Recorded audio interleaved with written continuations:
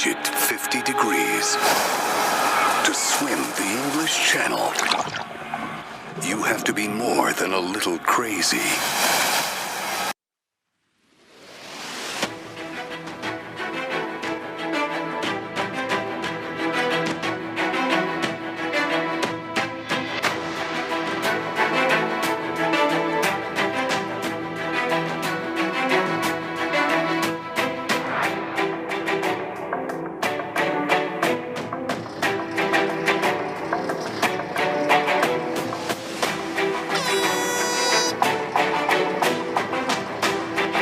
Starts crossing on.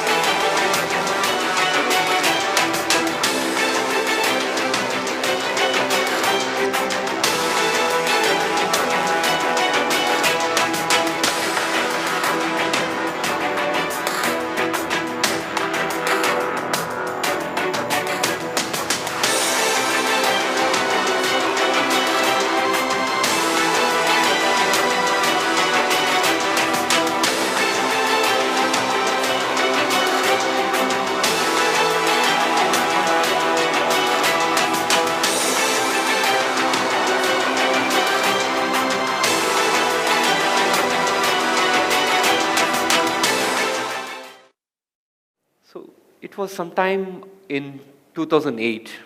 I read about the English Channel in one of the news articles in the paper. And that was the first time I heard something about it. And I quickly looked up in the net and did some research to understand it is the most iconic swim that every swimmer would dream to accomplish one day. That small incident happened to be the seed that got sown in my mind that one day I also want to be a channel swimmer. And I just learned, I was still a beginner at that time. I had no clue what it is like to be swimming in the ocean. I was very, very afraid of the deep waters, primarily because I had a near-death experience in a deep end of a pool in Bangalore, where I almost drowned. And the trauma lingered on for many, many years. I was very afraid of the vastness of the seas and the darkness of the waters. I was also very afraid of the marine life. I thought probably there may be a shark and I might get eaten alive, right?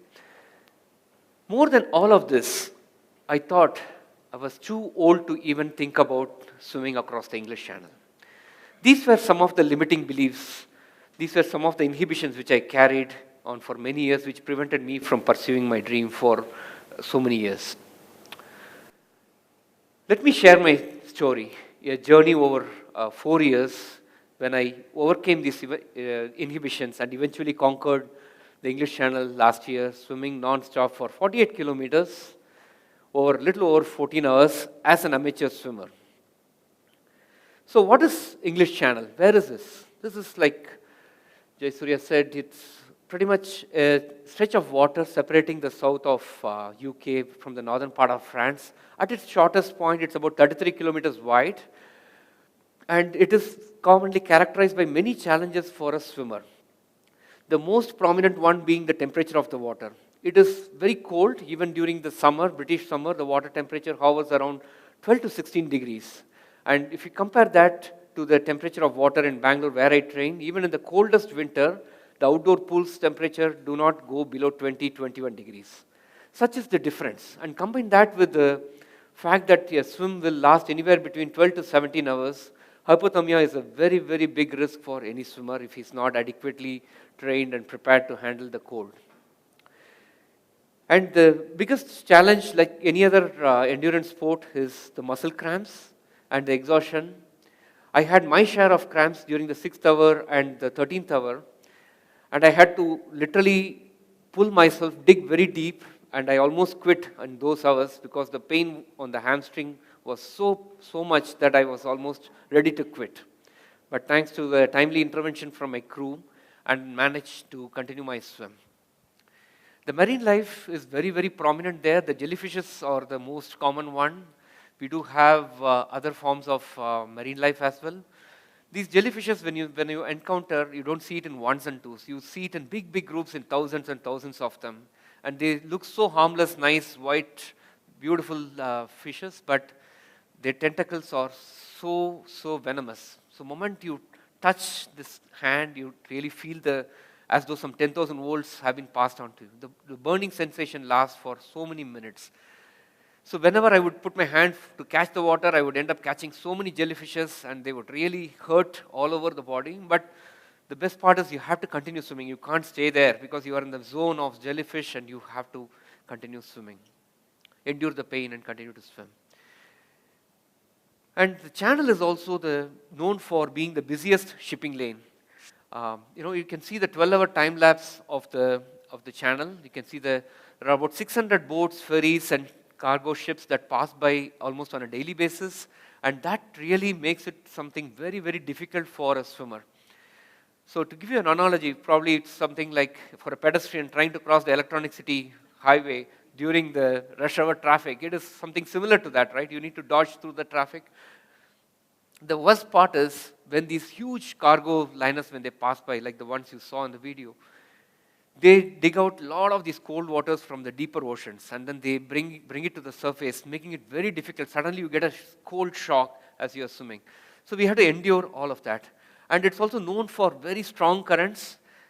As I said, the point Dover to Calais here, which is the 33 kilometers point to point, but because of the strong currents, I ended up swimming almost 48 kilometers, and which means that it took me much longer than what it would have taken if I had swam on the straight line.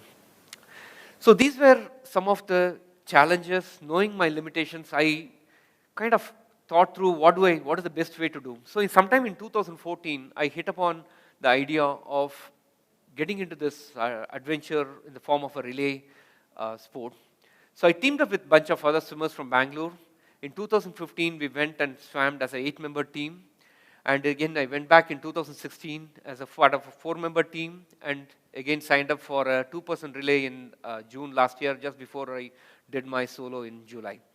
So this gave me an opportunity to overcome many of my inhibitions that I narrated a little earlier, and also to understand the channel characteristics much, much better. And in a way, it helped me also to push my physical limits. As you can see, I progressively increased the level of challenge in every attempt. And that gave me a lot of confidence before I got into my solo in July 2018. So the next question is, how did I go about preparing? Quite honestly, I had no clue about how to prepare for this. All that I had at that point in time was the deep desire, the motivation, very strong motivation to one day conquer, one day succeed in this English Channel. And I started training. Started swimming for an hour, started swimming for 2 hours. I realized that my body was not able to meet the nutritional needs. I was feeling very tired, exhausted, And I realized that my being a vegetarian, the usual sambar, rasam, dal, chawal wasn't really helping me sustain the nutritional needs for such an endurance sport. So I had to take some professional help to understand, tailor my body needs, metabolism, and try to work on my feeds in a way that I stay within the boundaries of being a vegetarian and yet meet the nutritional needs for the day. It's not just about the day-to-day feeds, but also on the big day, as you can see here, what kind of feeds, how do you manage to stay, ward off hunger, keep yourself energized, nourished when you're doing 10-hour, 14-hour swim. I had to experiment with many different feeds to understand what sits within me, what works well for me, and so on. Because combined with the salt water, there is every possibility that you start puking.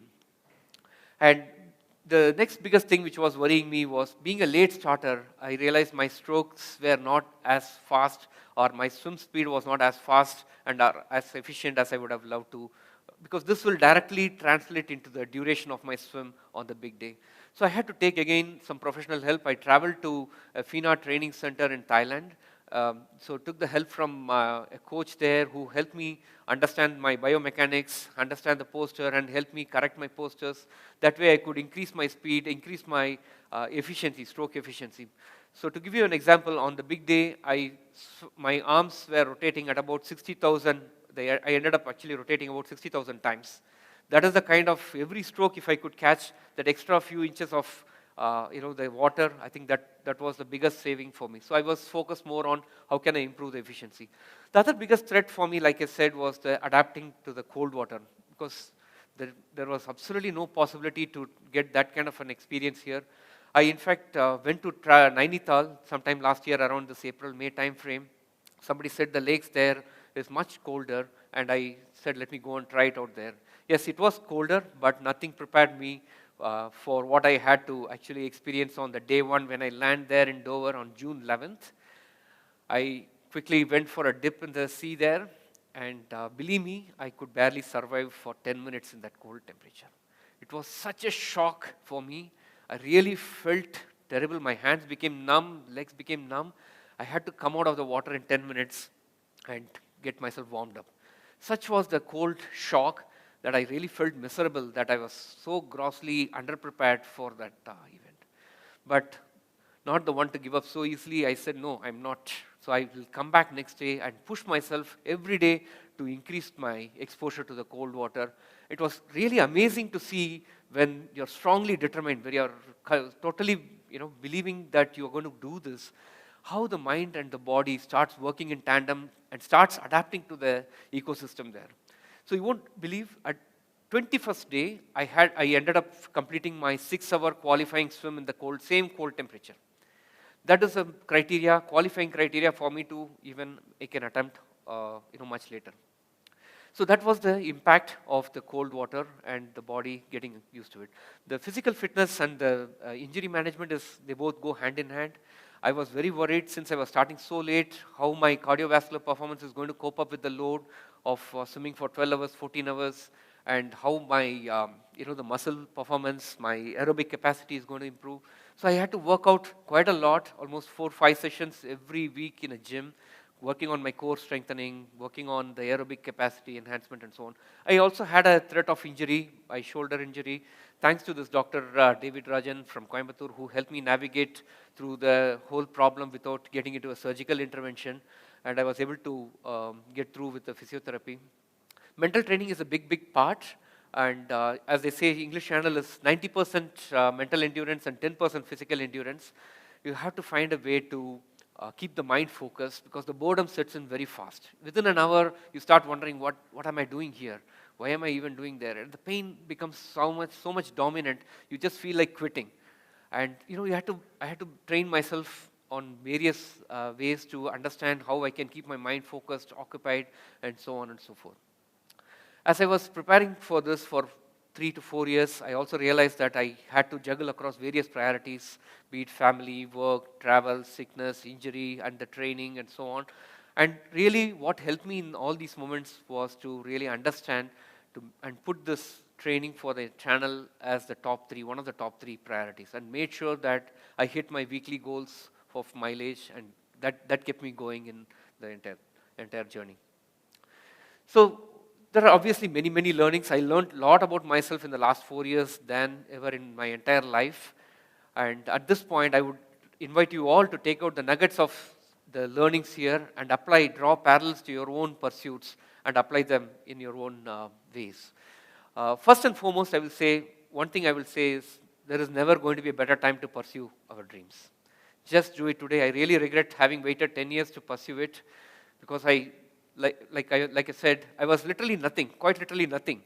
And on the day one when I had this dream, and then to start implementing, executing the dream, putting an action plan behind it, it took that time and it took that mental preparation to achieve what I had to achieve.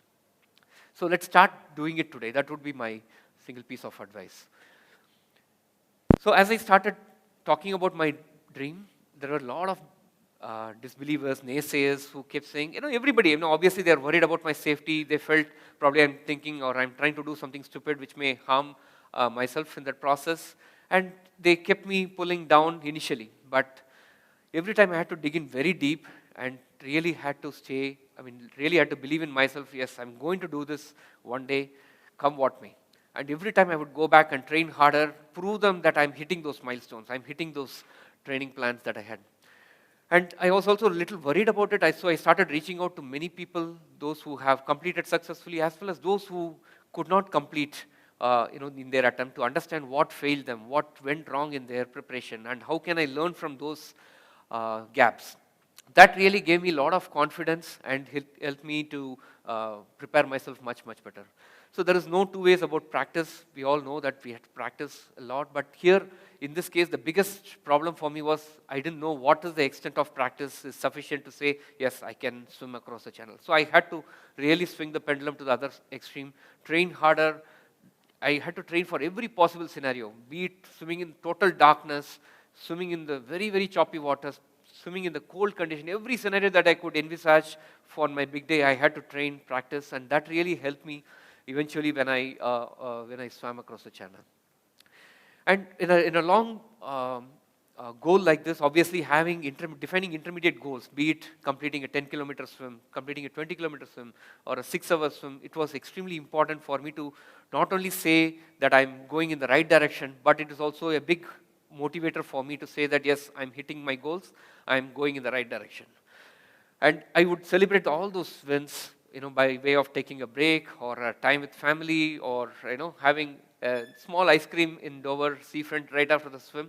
So it was a way of making myself happy and staying mentally tough, just like in any other endurance sport, it becomes a very, very key element here. Because in the water, you're all the time only looking down. There is nothing else to look at, and you're all the time just thinking about something, keeping the mind occupied. It's not just on the big day when you're in the pain, severe pain, when the cramps is really threatening to stop the swim. I had to really raise the threshold of my pain tolerance to ensure that I don't quit because it is hurting. Because it was one day I had to endure the pain, the next day I was going to be a channel swimmer. That was the single biggest motivation which kept me going. But there are a lot of instances during the entire preparation when I felt down and out that I was ready to quit. One such instance was when I was training in Dover and I had left my entire swim kit, my phone, my apartment keys, everything on the beach. That's the way I normally train. Everybody does that. And then I went for a swim. Within 5 minutes, my bags were stolen. Quite literally, I was on the streets, literally that day, looking at what am I going to do next. I didn't know whom to contact. I didn't know where to go. Everything was lost. I was on the street. But moments like these are the ones which really test us to the core, test our determination, commitment to the core. Very next day, I came back and hit a 6-hour swim. That's my way of getting it back into the training regime and making sure that I don't get lost in all these distractions. The last point, being thankful for all these opportunities is extremely critical because I used to take many things for granted. My family's support, my coach's support, friends' support, everything is very, very important. As I stood that day in Samphire Ho Beach when I was just about to start my swim to the French shore, this was the single biggest thought that crossed my mind. There are so many people who are better qualified, who are better trained on that day to have accomplished that feat. But because of some divine thing, I was there at that moment, given that opportunity to make that attempt.